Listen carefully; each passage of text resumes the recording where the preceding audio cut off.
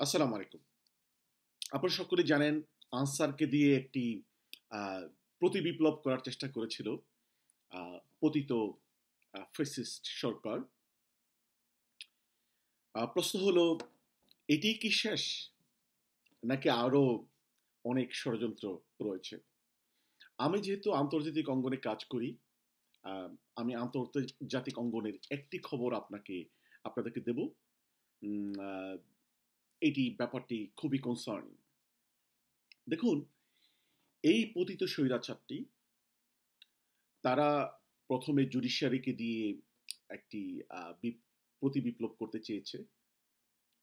এরপরে তারা এখন আনসারকে লেলিয়ে দিয়েছে।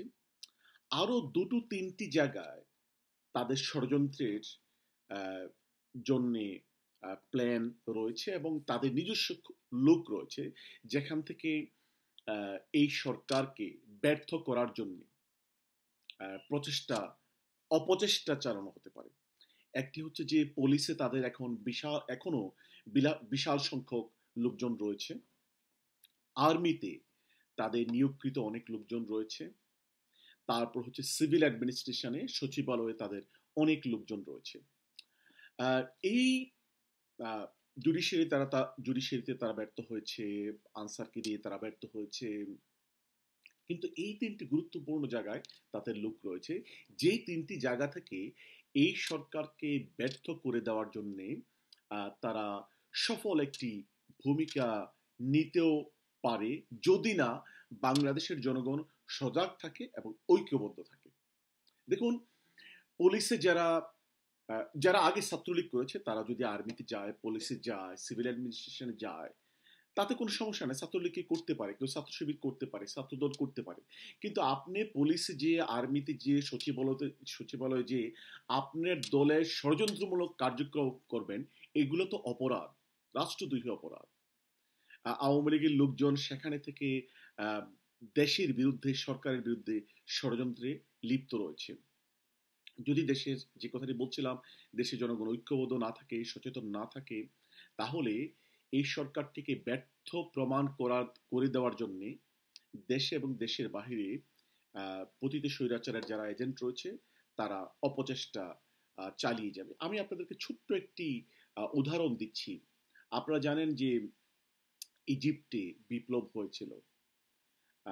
সেই বিপ্লবে জনগণের বিজয় হয়েছিল, গণতন্ত্র ফেরত এসেছিল। ইখওয়ানুল মুসলিমিনের প্রতিনিধি সেখানে প্রেসিডেন্ট হয়েছিলেন মুরসি। আহ, কয়েক দশক ইজিপ্টের জনগণ গণতন্ত্র থেকে বঞ্চিত হয়েছিল। এরপরে জনগণ ক্ষমতার স্বাদ পেতে যাচ্ছিল। আমি আম, মোবারক সরকার যখন ক্ষমতা ছিল তখনও আমি ইজিপ্টে গিয়েছি। আহ, বিজয়ের আগে পরে এবং মুরসি সরকার যখন ক্ষমতা আসে, নির্বাচনের আগে পরেও আমি সেখানে গিয়েছি। খুব ক্লোজলি দেখার আমার সুযোগ হয়েছে। কেন আমি ইজিপ্টের উদাহরণটি আজকে তুলে ধরছি? বাংলাদেশের সাথে কিছুটা মিল রয়েছে। আহ, হোসনি মোবারক সরকারের পতন হলেও বাহ্যিকভাবে তার এত বছরের ক্ষমতা থাকার কারণে তার আহ, লোকজন প্রশাসনের বিভিন্ন জায়গা ছিল। একটি বিশাল সংখ্যক ব্যবসায়ী ছিল, গোয়েন্দা বাহিনীতে তার লোকজন ছিল, মিডিয়া এবং অ্যাডমিনিস্ট্রেশনে তার লোকজন ছিল, আর্মিতে লোকজন ছিল, এবং তথাকথিত সিভিল সোসাইটি এবং ধর্মীয় সিভিল সোসাইটিতেও তার একটি সমর্থন ছিল। যখন ইখওয়ানুল মুসলিমিনের সরকার, মানে হাফেজ মুরসির গণতান্ত্রিক সরকার ক্ষমতা আসে, তখন হুসনি মোবারকের রেখে যাওয়া অগণতান্ত্রিক এলিমেন্টগুলো একসাথে কাজ করে হুসনি মোবারক সরকারকে ব্যর্থ প্রমাণ করে দেওয়ার চেষ্টা করে।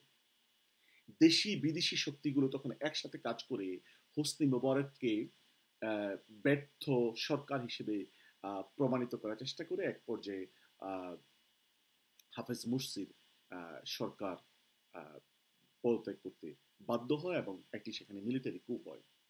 অসম্ভব নয় যে বাংলাদেশের সাথে ইজিপ্টের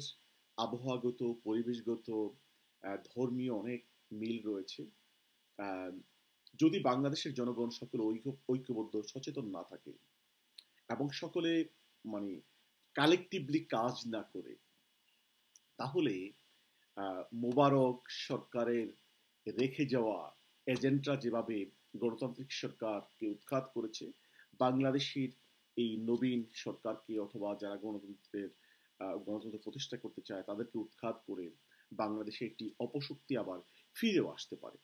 এখন আসুন, আমি যে কথাটি বলছিলাম যে বাংলাদেশের বিরুদ্ধে মানে এই বর্তমান আহ, সরকারের বিরুদ্ধে অথবা বাংলাদেশের যে গণতন্ত্রের আহ, একটি যাত্রা চলছে, গণতন্ত্রের যাত্রার পথে বড় বাধার আন্তর্জাতিক ষড়যন্ত্র পতিত স্বৈরাচারের পক্ষ থেকে কি হতে যাচ্ছে জানিয়ে আমরা কাজ করতে হবে। আম, আমি যে কথাটা বলছিলাম যে আন্তর্জাতিক অঙ্গনে কাজ করার কারণে কিছু ইনফরমেশন আমার কাছে চলে আসে। আওয়ামী লীগের একটি বেনিফিশিয়ারি গ্রুপ কিন্তু দেশে বিদেশে সব জায়গায় রয়েছে, তারা অর্থনৈতিকভাবে খুবই স্বাবলম্বী। আমার কাছে যে ইনফরমেশনটা এসেছে, কিছু পিআর কোম্পানির সাথে অলরেডি আওয়ামী লীগের পক্ষ থেকে কেউ কেউ যোগাযোগ করছে। অর্থাৎ এই সরকারের বিরুদ্ধে, বর্তমান অন্তর্বর্তী সরকারের বিরুদ্ধে ইন্টারন্যাশনালি পিআর ক্যাম্পেইনের জন্য, অর্থাৎ মিডিয়া ক্যাম্পেইনের জন্য, সরকারের বিরুদ্ধে অপপ্রচারের জন্য কিছু আন্তর্জাতিক সংগঠনের সাথে অলরেডি তারা যোগাযোগ শুরু করে দিয়েছে। এবং তাদের সমর্থনে আরো দুই একটি দেশের যারা মিডিয়াতে কাজ করে, পিআর কোম্পানিতে কাজ করে, তারাও একসাথে কাজ মানে কাজ করছে এবং মানে কাজ করার প্রক্রিয়া শুরু হয়ে গিয়েছে। এখন এই পিআর ক্যাম্পেইনের রেজাল্ট হিসেবে যেটা পিআর ক্যাম্পেইনের সাথে কানেক্টেড আরেকটি বিষয় হচ্ছে লবিং ফার্ম। আপনারা জানেন যে আওয়ামী লীগ সরকার কিন্তু সরকারের টাকা খরচ করে তারা লবিং ফার্ম নিয়োগ করেছিল আমেরিকাতে। আওয়ামী লীগের তো টাকার অভাব নেই এবং পিআর কোম্পানির সাথে তারা এখন লবিং ফার্মকে একসাথে জয়েন করে দিয়ে সরকারের বিরুদ্ধে লবি করবে এবং ক্যাম্পেইন করবে। এবং এই ক্যাম্পেইনের রেজাল্ট যেটা হবে, ওয়েস্টার্ন ওয়ার্ল্ডের সিভিল সোসাইটি এবং পলিটিশিয়ানরা তারা আওয়ামী লীগের পিআর প্রপাগান্ডার কারণে তারা বিভ্রান্ত হতে পারে এবং তারা এই সরকারের বিরুদ্ধে রাষ্ট্রীয়ভাবে কিছু পদক্ষেপ নিতে পারে এবং ওয়েস্টার্ন ওয়ার্ল্ড এই সরকারের বিপক্ষে চলে যেতে পারে। হ্যাঁ, আমরা জানি যে ইউনূস সাহেবের ওয়েস্টার্ন ওয়ার্ল্ডে তা ওনার ভালো গ্রহণযোগ্যতা রয়েছে, কিন্তু আনলেস অ্যান্ড আনটিল সকলে মিলে আমরা মানে রাষ্ট্রীয়ভাবে এবং সিভিল সোসাইটির লোকজন যারা বাংলাদেশের গণতন্ত্র চায়, আমরা সকলে মিলে যদি কাজ না করি, সচেতন না হই, তাহলে আপনাদের হয়তো মনে থাকার কথা 2001 to 2006 যখন বিএনপি জামাত সরকার ক্ষমতা ছিল, তখন আওয়ামী লীগ এই বিএনপি জামাত সরকারের বিরুদ্ধে ইন্টারন্যাশনালি তারা পিআর ক্যাম্পেইন করেছে, তারা লবিং করেছে, আন্তর্জাতিক শক্তিগুলোর একটি অংশকে তৎকালীন বিএনপি জামাত সরকারের বিরুদ্ধে খেপিয়ে তুলেছে এবং আন্তর্জাতিক শক্তির একটি অংশ বিএনপি জামাতের বিপক্ষে অবস্থান নিয়েছিল। যেই কারণে বিএনপি জামাতের সরকার অনেক সমস্যায় পড়তে হয়েছিল এবং পরবর্তীতে তাদের মানে পরবর্তী যে কেয়ারটেকার সরকারটি হলো, কেয়ারটেকার সরকারটিও বাতিল হয়ে যায়। আন্তর্জাতিক শক্তিগুলো মূলত বিএনপি জামাতের পরবর্তী কেয়ারটেকার সরকারের বিরুদ্ধে তারা অবস্থান নিয়েছিল এবং তারা আওয়ামী লীগকে ক্ষমতা আসার জন্য আন্তর্জাতিক শক্তিগুলো প্রচেষ্টা চালিয়েছিল।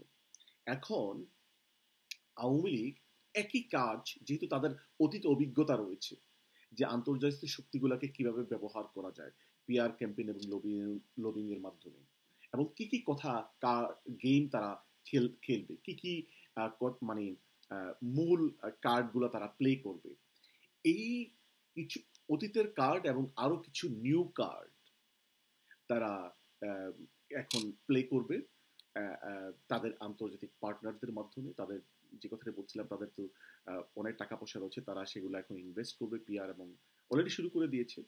এখন আমি আমার আজকের এই আলোচনার মাধ্যমে আমি সরকারকে এবং বাংলাদেশের সিভিল সোসাইটি এবং বাংলাদেশ প্রেমী জনগণকে একটি মেসেজ দিতে চাই যে আপনাদেরকে খুবই সচেতনভাবে কালেকটিভলি কাজ করতে হবে এবং প্রয়োজনে সরকার, পিআর ফার্ম এবং লবিং ফার্ম নিয়োগ করতে হবে, যেন ওয়েস্টার্ন ওয়ার্ল্ডে একতরফাভাবে আওয়ামী লীগের ন্যারেটিভটি শুধুমাত্র গ্রহণযোগ্য না হয়ে যায়। যদি সেটি হয় তাহলে খুব সহজে আওয়ামী লীগ সফল হয়ে যাবে এবং আমরা যারা গণতন্ত্রকামী শক্তি রয়েছি এবং এই নতুন সরকারটি সহ যারা যারা বাংলাদেশের গণতন্ত্র চায় তাদের সকল আশা আকাঙ্ক্ষা ব্যর্থ হবে। ধন্যবাদ, সকলকে সালাম।